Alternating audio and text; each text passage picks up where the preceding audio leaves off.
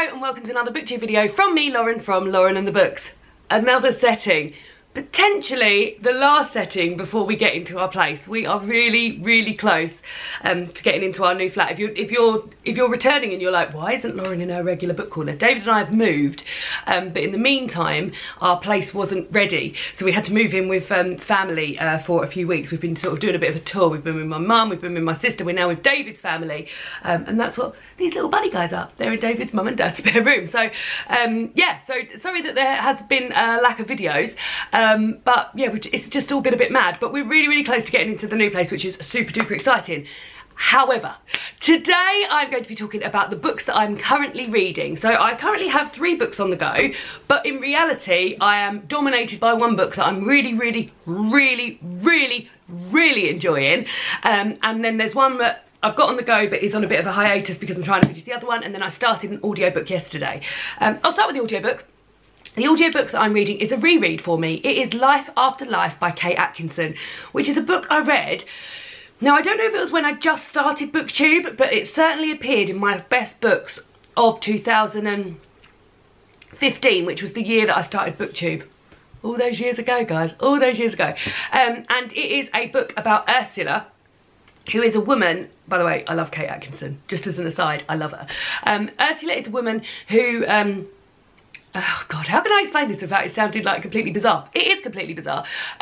You read a story of her life, and it's a lot of what ifs. So it's a bit like, for instance, the first chapter is about Ursula being born into a snowstorm, and the doctor doesn't get there in time and she dies. So what happens if the doctor did get there in time? Would she die on another occasion? Yes, she would.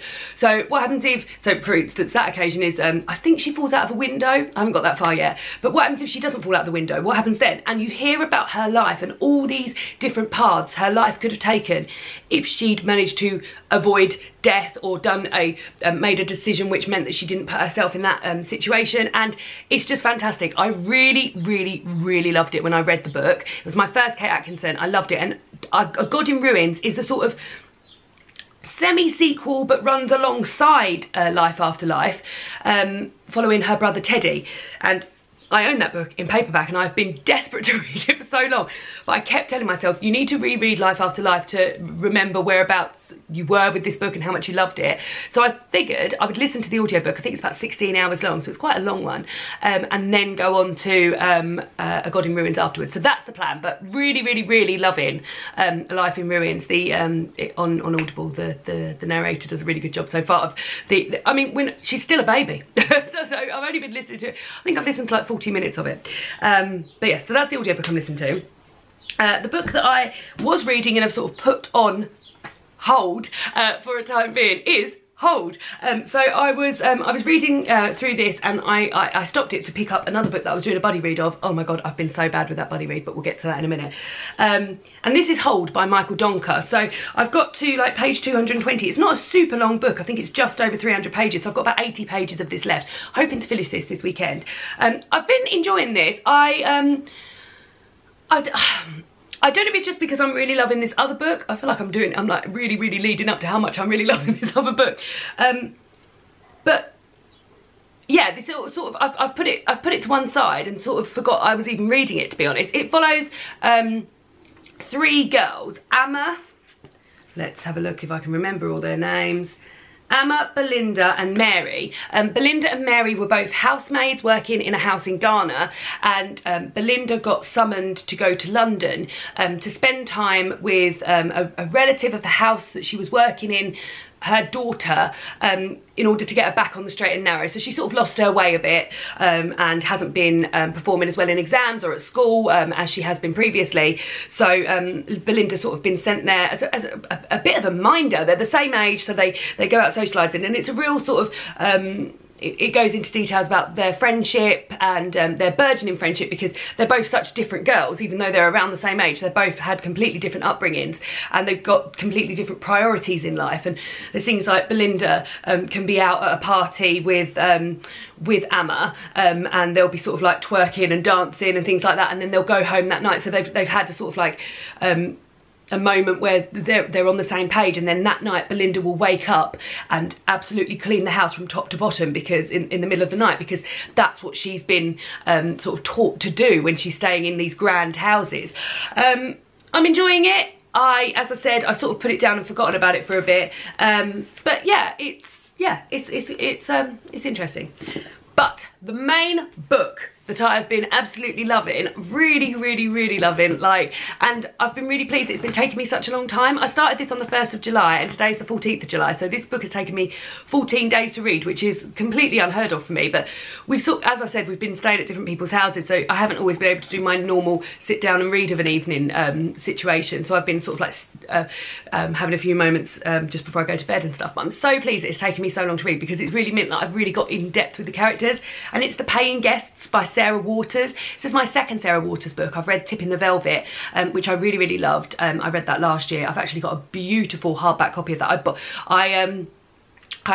The copy I read, I borrowed from the library, but we were in, what's it called? Any Amount of Books, I think. It's a second-hand bookshop in London, and they had the most gorgeous hardback copy of it, so I've actually got a copy of that. But anyway, The Paying Guest, which a few people had said to me wasn't their favourite Sarah Waters. I feel like I'm maybe enjoying this a little bit more than Tipping the Velvet. Really loving it.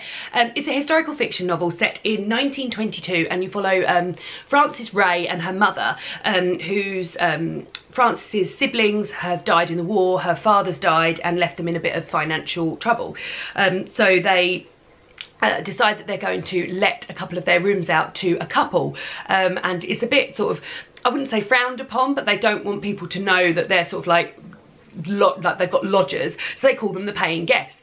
And these two people are a couple, Mr. and Mrs. Barber, and they come and stay, and quite quickly Frances develops a bond with Mrs. Barber, and it's just such an amazing love story. And there's parts of it, so it's a love story between Lillian Barber and Frances Ray, and there's a moment where they go to this party, Lillian sort of up dancing with all her cousins and things like that, and she keeps an eye on Frances, and she's just making sure that she's watching her all the time, and it just and their burgeoning love is just so beautiful and wonderful, and I just loved it. And then after I got sort of like halfway through, I was like, oh, this is so lovely, but this can't be it. I'm like, it's a big old book. It's like, how far are we going? Almost 600 pages, and I sort of I looked back at the back and I was like, oh, a love story that's also a crime story. And I was like, oh, there's been no crime yet. And then the crime happened. So it's really taken a turn, which hasn't made me love it any less. And I'm still so in awe of like Frances and Lillian's bond. I'm actually doing a buddy read of this at the moment with Lauren from Reads and Daydreams and Ollie from Ollie Bliss, but I've been useless. I just haven't been checking my Voxer to listen to them. So Ollie and Lauren, I'm sorry guys. But I've been sort of like reading this at my own pace, which has been a real treat. I am over halfway through now. I've probably got about a third of it left, maybe even less than that. This is how much I've got left, but oh my god, I've just been absolutely adoring it. It's just written beautifully. There was something I tabbed right from the beginning. It's in the first page, and this is how much I love it. Let's have a look. So we're talking about the road that Miss Frances and her mother live on, and it says the grand houses opposite had a Sunday blankness to them. And you just know that Sunday blankness, don't you? She's just an amazing writer. I just adore her.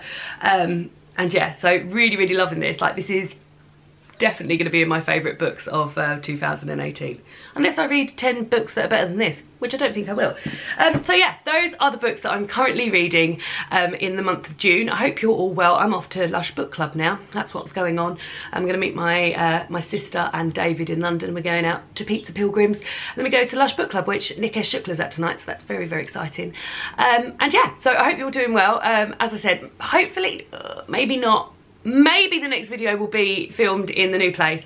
It certainly won't be filmed in my book corner in the new place, because we've got certain things arriving at different times. We've had, oh god, the sofa we wanted has been discontinued from IKEA, so I've had to go, we're going elsewhere to get a sofa, so we're gonna have to be without a sofa for a few weeks. But I have got my new chair coming. Oh god, it's all happening. I'll save that for the lovely chat, and I will see you all soon for another BookTube video. Goodbye.